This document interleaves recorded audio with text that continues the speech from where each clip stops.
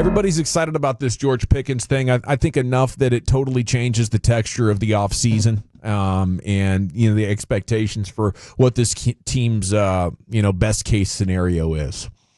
Dan Graziano, though, has 10 lingering questions about the NFL offseason, and the Cowboys won. What would be your one lingering question about the Cowboys offseason at 877-881-1053? I'm sure Dan, and I haven't seen it, he probably said, did they do enough in the running game? But my lingering question, and I think I've been pretty consistent about this on all these platforms I'm on, is the left tackle spot. Who's going to be the starter at left tackle? That's my biggest question right now. Yeah, is Guyton enough, or to me, is he bad enough that it could collapse your plans or significantly sabotage your plans? But you're right, Brian. Did the Cowboys do enough at running back is the question, or specifically in Graziano's words, why didn't they do more? They were sixth worst in rushing yards. They only had 6 rushing touchdowns. That was last in the league. They also let Rico go at $2.7 million. I wonder if they could go back and have a redo on that if they would rather just kept Rico. I don't know how all that came together. They might have. Yeah, I believe they would have. I believe they would have, yeah. But he says the answer to the question is that, you've given Dak and some other big-time players so much of your salary cap space that the Cowboys are trying to do more with less resources at running back, and they're about to pay Micah Parsons as well. So they've made it clear they intend to find bargains at running back. Will this work, guys? Will bargains at runner work? Yeah, I think that they can get production. That's my whole thing when it comes to the running back conversation. Are you have a difference maker at the position, or can you get production at the position? I think they've got players that can be productive. Do they have a difference maker? I don't know that. We'll see. Maybe Blue can be one of those guys that ends up being like an electrifying, hey, he can score from anywhere on the field. He might end up being the starter. Maybe Javonte Williams, another year removed from the big knee injury, he gets back to what was so exciting about him coming out of college as a second-round pick, where he looked really good as a rookie in Denver. But there's a lot of question marks there. I think they've got enough options to where they can get productivity at the position. But I don't know that they don't have an elite player at the spot. Javonte is just 24. If he does come back, he could be a lot more exciting than Rico. And Sanders had 1,269 yards in 2022. So, how far removed is he from that kind of potential at 28, 29 years old? I hope they're not making a mistake. I hope they can pull this off.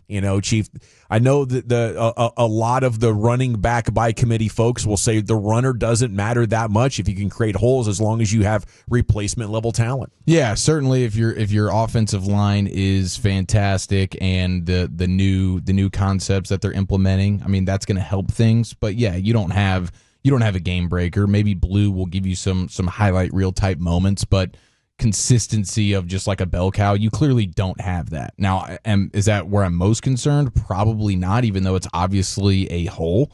I think the cornerback stuff is still a little bit more pressing in my mind of like, that could get real bad. I think the great news for Blue is there's no Zeke here that the organization's going to love. Can you imagine if they'd given Pollard the opportunity early? What else he could have done, what kind of a Cowboy career that man could have had when he was young and electric. Yeah, we saw two potential MVP candidates last year get extensions, 2-year extensions, I believe, when you start to talk about Barkley and Henry. Yeah, big money. Yeah, they got big money, and both those guys were MVP kind of candidates. I think that's what you should try to strive for. Yeah. I don't think running back by committee is great, especially when you have questions at left tackle and you have questions at right guard as far as, what's the learning curve there. I don't think it's going to be severe. We'll see what happens. The scheme, they tell us that we were getting really excited about pin and pulls and outside zones and all these things. And then day 3 of the draft, they told us if we can't do those things, we're not going to do them. So I don't think maybe they've had a little bit of a change of heart. They want to do some things. Inside zone and duos more? Maybe so. But it went from being like gung-ho, let's run the ball to, well, if we're not good enough, we're going to have to do some other things here. I like they're adjusting to their personnel. Yeah. But I really want the scheme, Yeah. And I mean, Blue is definitely a wide zone player. Sure. I mean, when you go into where his success was, it was as a wide zone runner. He's a tough guy. He wants to bounce it outside and beat you basically to the angle. Cowboys Wire has a story up here around the schedule, the keys to beating the Eagles in week 1. They say it's Dak over Hurts late. They say stay close and then rely on your quarterback. They're looking at EPA per drop back when trailing in the final 5 minutes. How good are you at pulling one out?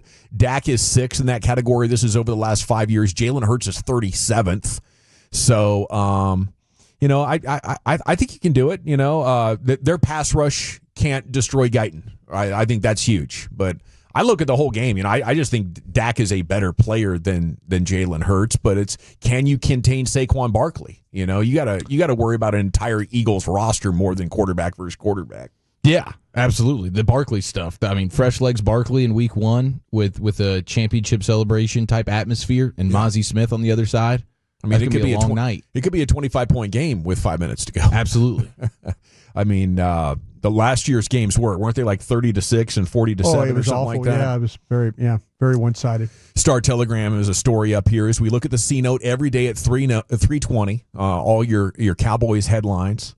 Star Telegram is a story up. The Cowboys have not done an international game now since 2014. Yeah. They appear to be primed for maybe a Mexico City game next year, Brian. Is that what you're hearing? That's what it's, yeah. I think that it's very much, that's the market. That market's very important to the Cowboys. So, yeah, I think Jerry Jones would absolutely love to be able to put his team in there for a night. Apparently, they're giving Azteca Stadium a big money facelift. A bunch of renovations are going in, so it'll be ready, looking shiny and new there with probably a new facade and ready to show it off to the world. Maybe 2026. If you're looking for a bucket list thing, I think that Azteca Stadium in Mexico City is one of those trips that would be quite memorable.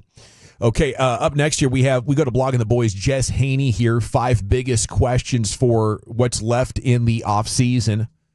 Number 1, Micah's contract. I think I know he's getting 5 years and $205 million. Yeah, you probably pencil that in there. I would say that's pretty safe. Yeah. So, and I know the Cowboys won't want to let him go. And until otherwise, I'm just trying to cruise through these because I think they get to beat down status. And I think the Micah Parsons contract talk is right about there. So I would need some sort of new information, like the Cowboys are legitimately considering trading him, or, the ask is going to be too much in order for that to be an interesting conversation. But it is an unresolved question, and no doubt in the top 5. The health of Overshown, Diggs, and maybe Dak.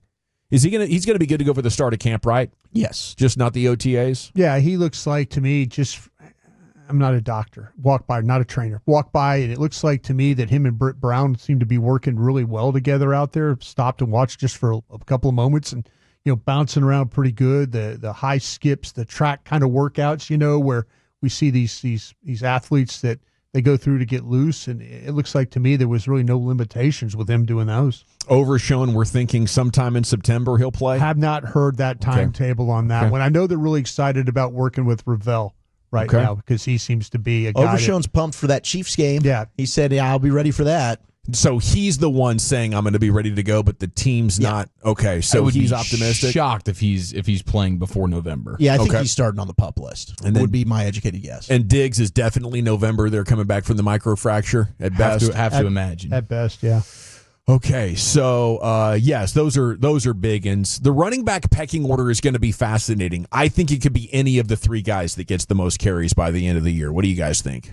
I'm with you. I think hot hand. I mean, that's kind of what you're looking at. That's probably what you're going to be playing. I think Javonte Williams and Miles Sanders, one of those guys is not going to make the roster, and they're going to rock with the 2 rookies. I haven't studied him in any way, but I am very hopeful for Phil Maffa. I have a blind hope that this guy can just surprise, super late round, fresh legs running back. Can you go be a physical back that can just crank out 5 yards physically? And then Blue kind of change of pace style. We just saw a beautiful person in our hallways. Grubbs himself. Wow, the one and only Michael Gruber is in the building right now. I love that man. I just want to go give him a hug right now.